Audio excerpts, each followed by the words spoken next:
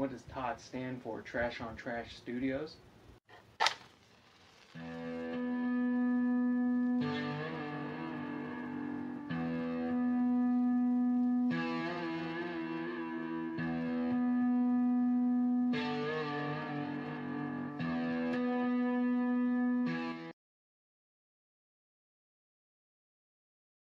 Hello everybody, and how's it going?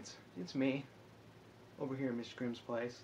Today we're talking about Trick or Treat Studios and why I don't like them. I thought what better video to do now in Mask Talk than to talk about why I don't like Trick or Treat Studios.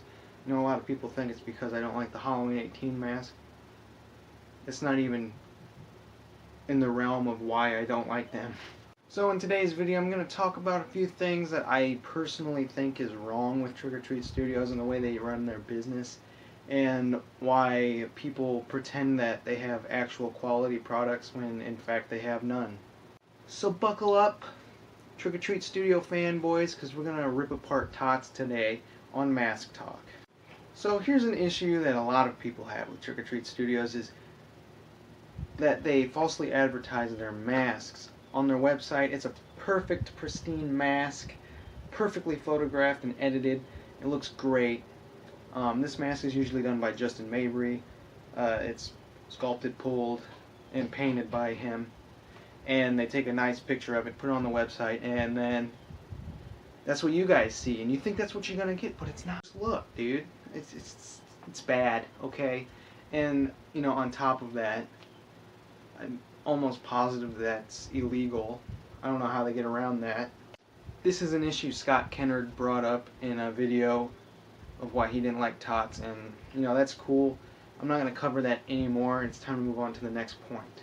While we're on a roll with the quality subject, we're going to talk about why their masks are garbage. Now, very clearly their masks don't match up to what's on the website, and quite frankly, what we see is masks that are mass-produced in Mexico by people who don't even get paid that much. So clearly they don't care. They're not going to do a good job. They're not being properly trained. Need I say more? But for 60 bucks, I mean, you can't beat it. It's what you're getting, you know, but let's talk about what you are getting. Their masks are usually watered down latex that is very brittle, very tough, and pretty much almost plastic.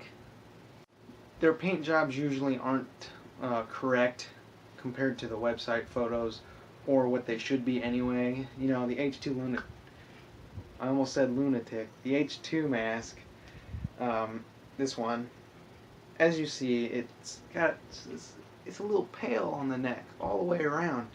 It's not completely white, and it's not in the film, but it's not that bad. And a lot of the other stuff kind of goes along those lines. The hairlines are jacked up. The hair just doesn't look good. It's 60 bucks. I'm not gonna complain. I don't own any. So quite clearly, quality is not one of their standards. Another issue I have with TOTS is Chris Zeffiro. He is an angry dwarf with a Napoleon complex, and all he does is complain on the internet to people who are complaining about his crappy products. I mean, I'm not really surprised that all these people are complaining, because I owned an H2 mask, and I owned the H6 at one point in time. The latex isn't good, the paint's awful. I mean, and then he gets online and he starts bashing these people, paying customers. He bashes paying customers. What is going on? And we aren't even going to get into the history of him and what's wrong with him, because that's a different episode. Another issue I have with them is they blatantly lie about things. One thing in particular is their Elrod mask. Everybody loved the Elrod when it came out last year, and it sold really well. But it's called the Elrod, and it's the Halloween 2 Elrod mask, but it's clearly an H1. You know, they are making masks without the proper licensing. They made this mask under the H2 license, and it's ridiculous. That's called lying, and I don't know how they got away with it. Probably just because they named it a Halloween 2L rod. And while we're talking about sculpt, Justin Mabry just retools everything they ever get. The perfect example is the H2 mask. It's a lunatic.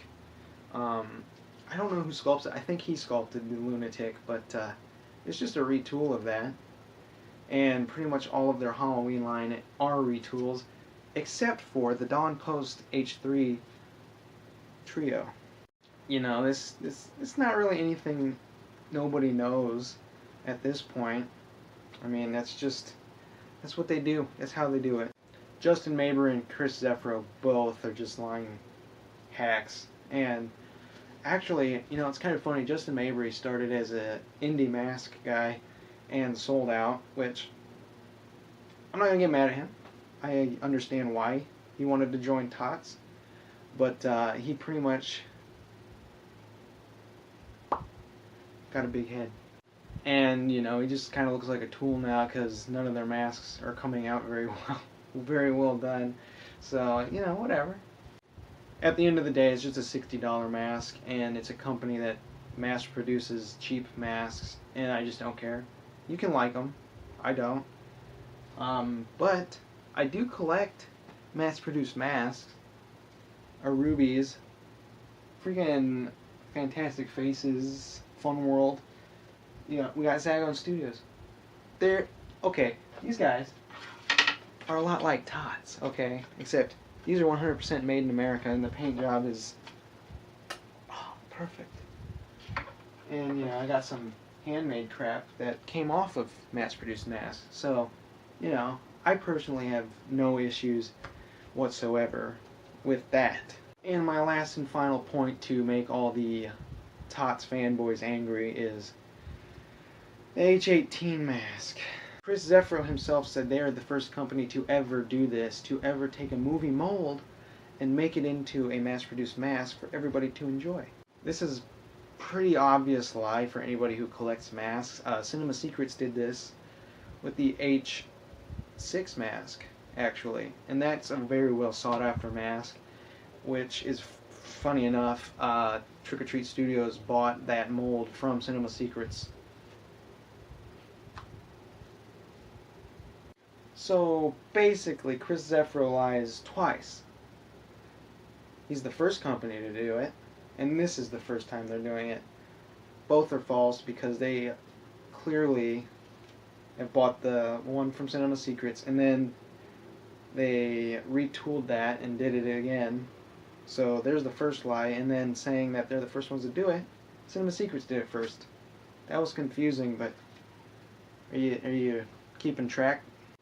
Anyway, long story short, that is why I do not like Trick or Treat Studios. You know, what do you think of Trick or Treat Studios? Do you think they make good masks, bad masks, okay masks? I mean, for $60 you get what you pay for. I can't really complain too much. I just don't like their business ethics. I just don't like their business ethics is all. And, you know, the way they run things is kind of wonky.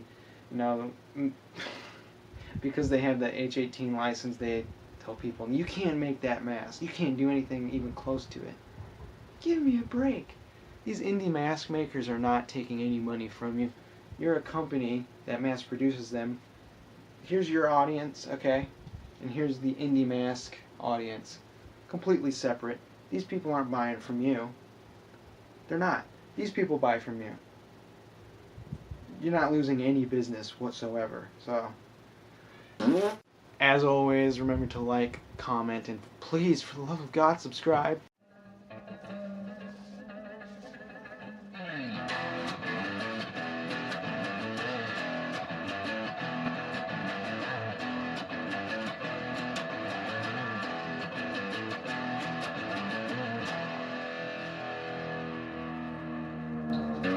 Yeah, and I forgot to add, for those of you who are so against TOTS and their H18 mask, you know, here's a bit of advice to you. When you say no mask company would ever sell a movie mold mask that they made for $60, you know, that's a $600 mask alone. No, it's not. Cinema Secrets did it for $60. Why can't TOTS? But anyway, whatever.